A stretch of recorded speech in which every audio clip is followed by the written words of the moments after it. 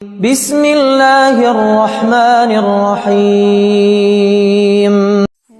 پیارے اسلامی بہن بھائیوں، آپ اپنی زندگی کی 4 ایسی باتیں جن کو ہمیشہ آپ لوگوں نے چھپا کر رکھنی ہیں، کسی کے ساتھ آپ کا کتنا بھی قریبی رشتہ کیوں نہ ہو، لوگ آپ کو کبھی بھی ان باتوں کی وجہ سے تکلیف نہیں دے پائیں گے اگر آپ ان باتوں کو راز رکھیں گے۔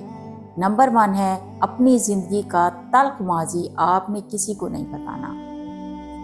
آپ نے ماضی میں کیا کچھ دیکھا، کون آپ کی زندگی میں آیا، کون چھوڑ گیا، کیا تکلیفیں برداشت کی، یہ سب آپ نے چھپا کر رکھنا ہے۔ اسلامی بہن بھائیوں، یہ زندگی ہے، یہاں کسی کو بھی بدلتے وقت نہیں لگتا۔ ہو سکتا ہے ہم جس پر جان چھڑکتے ہوں، آنے والے کل میں وہی شخص پہلے جیسا نہ رہے، تو کم از کم وہ ان باتوں سے آپ کو کبھی بھی تکلیف نہیں دے سکے گا۔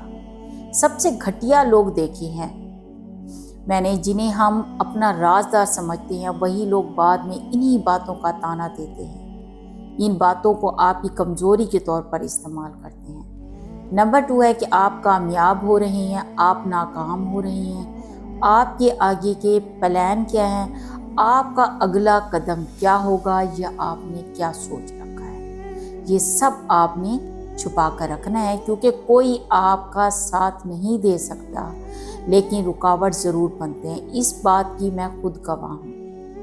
بہت تکلیف ہوتی ہے کہ بجائے آپ کی حوصلہ افزائی کرنے کے، آپ کو ہمیشہ غیر مطمئن کر دیا جائے، یہ کہہ کر کہ آپ قابل نہیں ہیں یا آپ نہیں کر سکتے، اسی لیے آپ نے یہ خیال رکھنا ہے۔ نمبر 3، آپ کی آمدنی کیا ہے، آپ کتنا کما رہے ہیں، آپ کے پاس کتنا پیسہ ہے، آپ کے پاس کتنا پیسہ نہیں ہے۔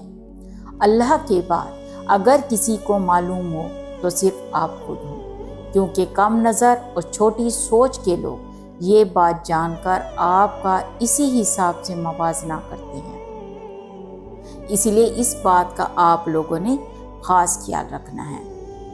نمبر 4 ہے، اپنے گھر کی باتیں آپ نے کبھی بھی نہیں بتانی، کیونکہ آپ کے بارے میں جاننے کے بعد جو ہے وہ اکثر لوگ یا تو آپ کو مزید عزت دیتے ہیں یا پھر آپ کو بالکل ہی نظر انداز کر دیتے ہیں، منہ پھیر لیتے ہیں، آپ کو نیچا دکھانے لگ جاتے ہیں، اور وہ لمحہ زیادہ تکلیف دہ ہوتا ہے۔ لہٰذا آپ نے ان سب باتوں کا خیال رکھنا ہے اور اپنے معاملات اللہ پر چھوڑ دیں۔ بے شک وہی تمام مشکلات کے بعد آسانیاں عطا کرنے والا ہے۔